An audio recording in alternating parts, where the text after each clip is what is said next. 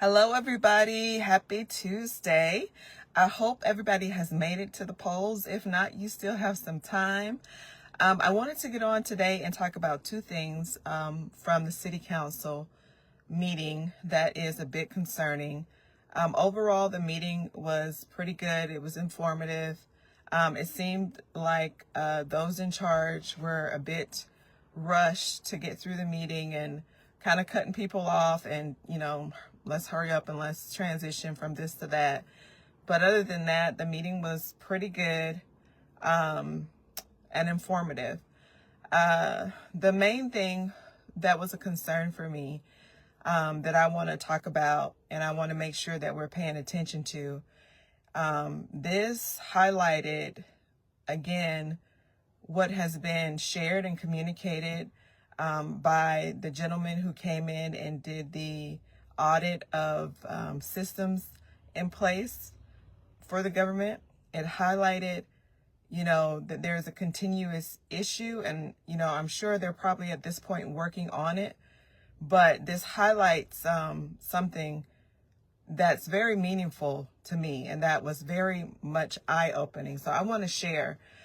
First, I want to just share the facts, right? From the Solicitor General's office, Mr. Thomas presented some solutions that would help his office.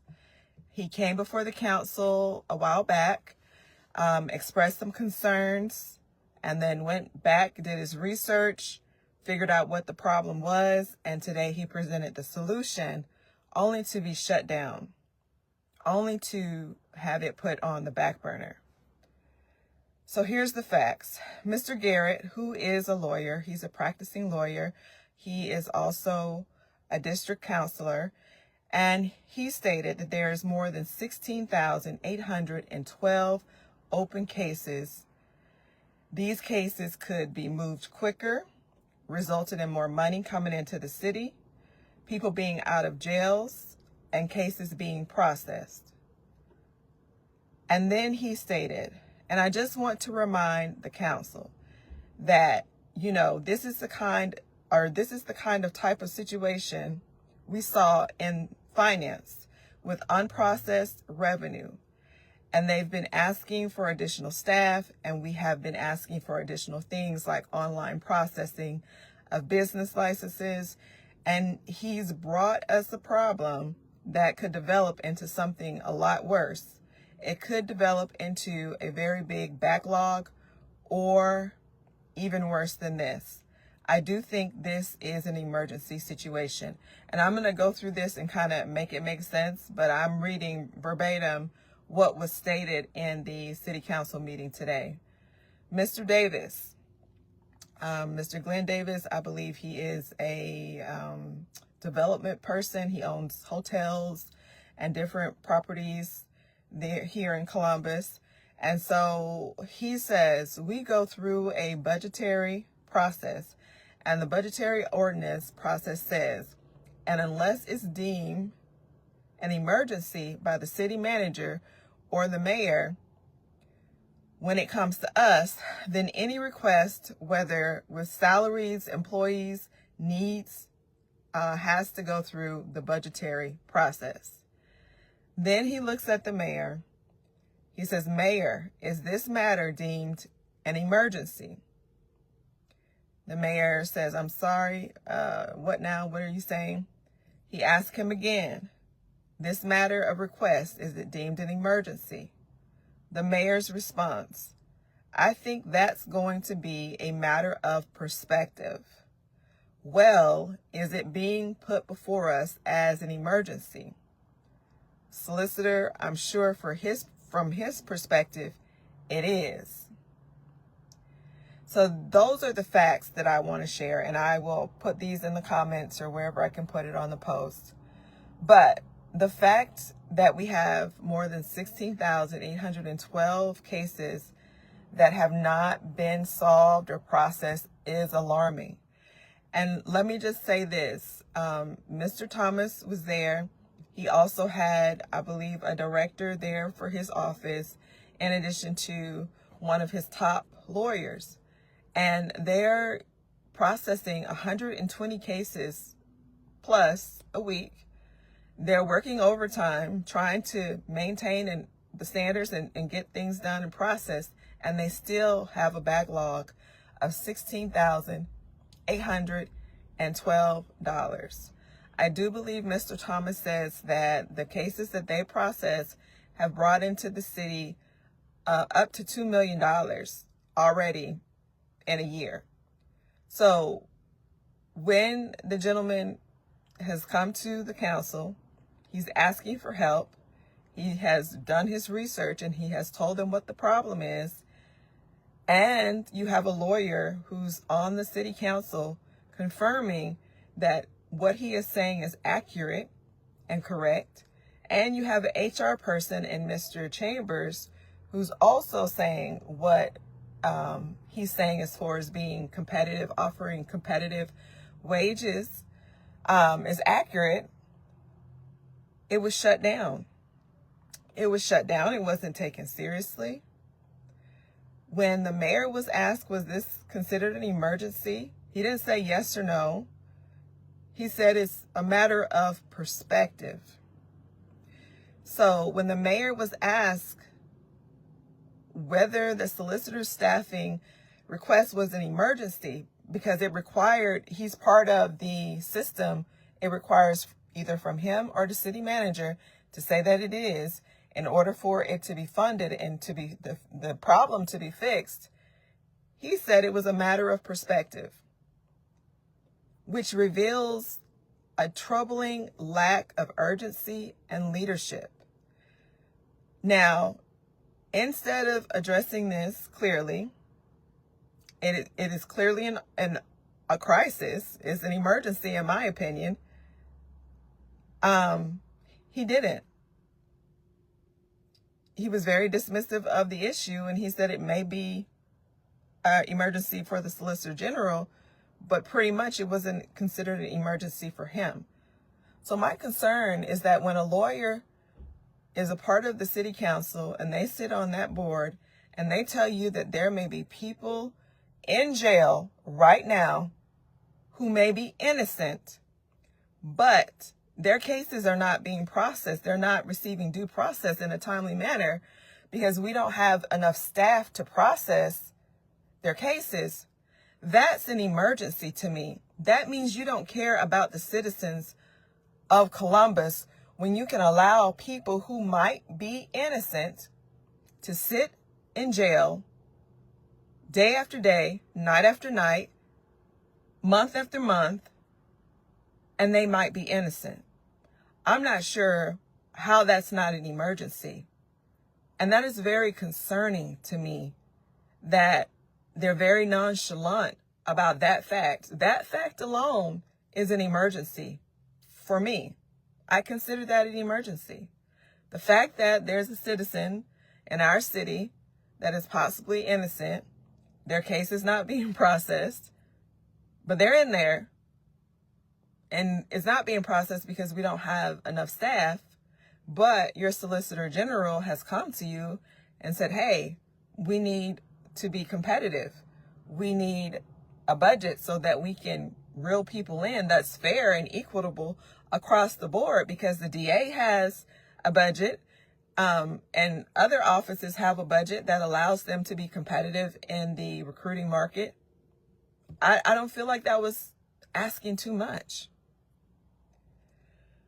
So what's ironic about this is that, Mr. Garrett brought it to their attention like, hey, this is something similar to what the finance department went through. They came to us, they said, hey, we don't have enough staff. We need this, we need that. And instead of providing a solution to the problem, instead of providing staff, they asked for online, processes. They asked for all these different things as opposed to immediate action to fix the problem.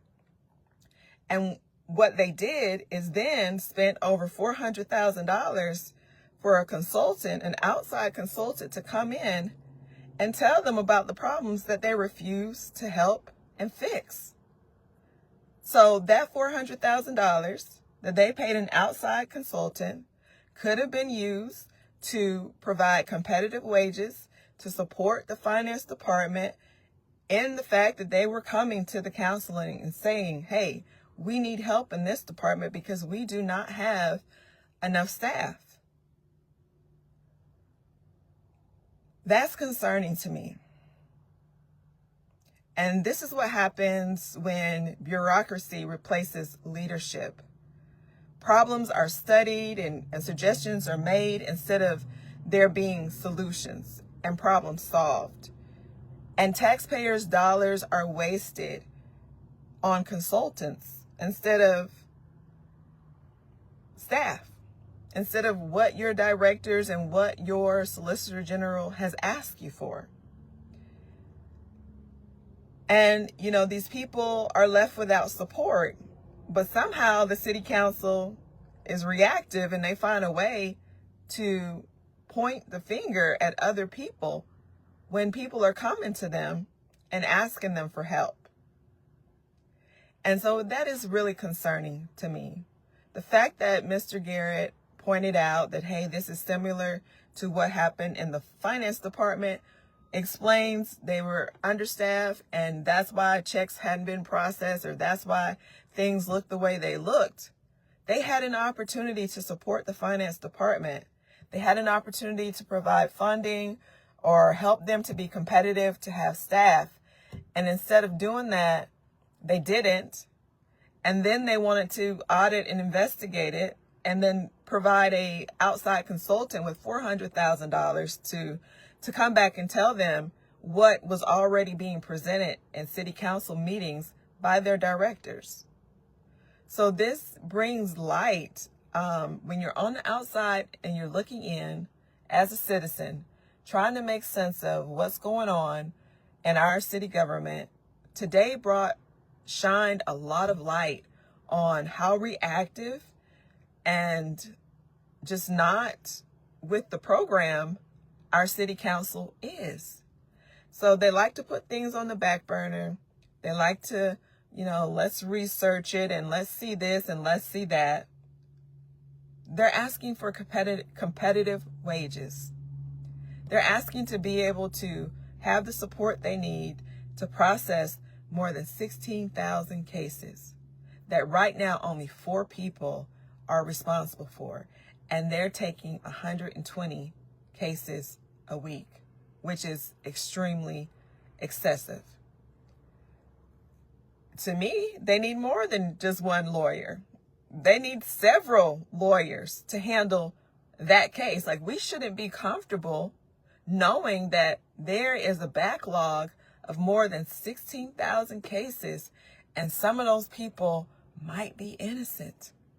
But because we don't have staff, because we don't want to provide staff, and we don't want to provide competitive wages equally across the board, because they say the DA office has the funds it needs to be competitive, we're comfortable with letting people sit in jail and not receive a due process in a timely manner. That is very concerning to me. I appreciate the fact that Mr. Garrett was very supportive of Mr. Thomas. I appreciate the fact that Mr. Chambers was very supportive of Mr. Thomas, because it's common sense. If in this economy, with inflation being the way that it is, just how Mr. Garrett explained it, college students, lawyers have loans that they have to pay. They got to get an apartment. They got to pay for their car. They got to pay for insurance. They have to pay for groceries. They have all these things that they have to take care of. And they've invested all of this time to become a lawyer, that their salary needs to reflect that. Like, they don't need to go to work not receiving the pay that they should get, struggling to survive, when all the city council has to do is approve the funds. So what I understand is that up until now, maybe the last Solicitor General was not combating for her people. She wasn't, making sure that they were receiving the pay that they deserved. as I understood today, everybody in that office, with the exception of the Solicitor General, I don't know what his salary is, but they're all making the same amount. 29 years, 8 years, 6 years. They're all making the same amount, and it has not increased in years. And it's not competitive, and it's not fair. And to sit on the city council and act like you're making enough, who cares, was just very dismissive and just very disrespectful and wrong today. So I wanted to share that. I'm going to share the link here in my post so you can watch it for yourself. But it is really concerning. At the very top of this information is the fact that Mr. Garrett said that there may be people sitting in jail right now who are innocent. And because council does not want to support Mr. Thomas's office in creating competitive wages so they can get a lawyer that's going to stay. They lost the lawyer because she went for somewhere that had higher pay, offered her higher pay. They have a young lady in there right now who could also leave because she's been told that for her years in service and experience, she deserves more pay and she would be paid something higher elsewhere as opposed to what's going on here in Columbus. So it's not fair for the city council to sit and govern the way that they do and then pretend like they weren't aware or they are not aware of the issues and then don't solve them immediately, but then we'll go out and hire a consultant firm for $400,000 in taxpayer dollars to tell them what they already know. And then after they find out from the presentation what they already know or what they think they know or what's been presented to them from their directors and from their department heads, they point fingers. Oh, this is not our fault. This is somebody else's fault. And it's time out for that. This election season is so important. There's several seats that are up for re-election, and we cannot give anybody a pass. People who do not speak up, people who are not for the people, do not deserve the seat.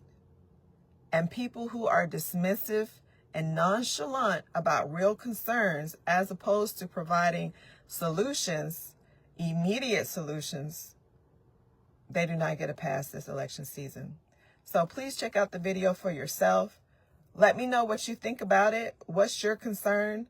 What's your thoughts?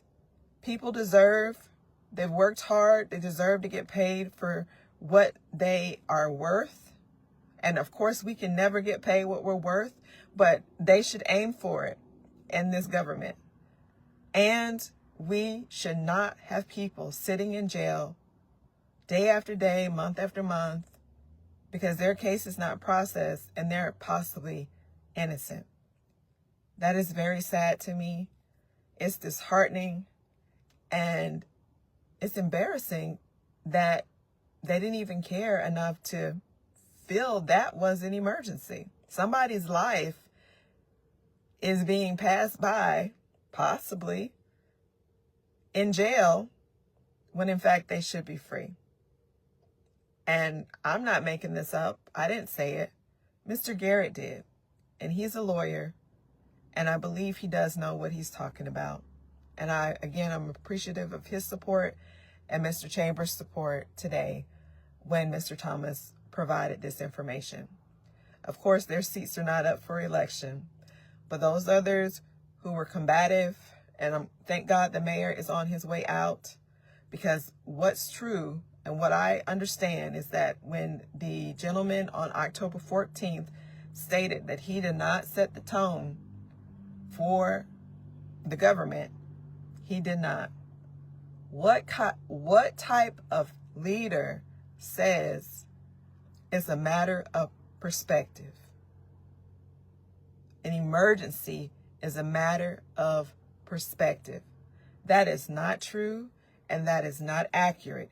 In education, we have rubrics, right? We have rubrics so that things are formal, standard, from person to person, and place to place, and department to department.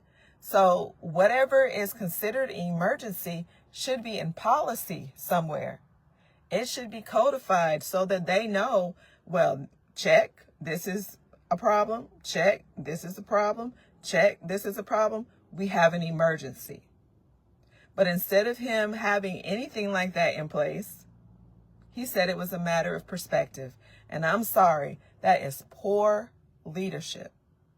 It is poor leadership for these people to come to council, present their concerns, do their research, and then provide solutions, and then just get, okay, we're going to push this back until another date or time. It's not okay. So I'm going to stop saying the same thing over and over. I hope everybody's had a wonderful day. I think we got like an hour left of voting. Please, please, please, if you have not had the opportunity to vote, please do. It's imperative that we vote and that we get new people in the seat that are going to work for the people, and we're going to hold them accountable. So that's the thing about giving people a chance. You know, when they tell us they're going to do certain things, we're going to hold them accountable. We expect for them to get into those seats and do the things that they said and promised in their campaign. So let's give some new people a chance, because for the past 4 years or so, the rates have been going up, up, up, up. And we need people to get in there that's not going to agree with that, and that's not afraid to speak truth to power and enforce, you know, making sure that people are cared about and considered when they're making these votes. Have a wonderful rest of, I got one more thing I'm going to get back on here and talk about. I just want to do it separately. All right, y'all. Thank you.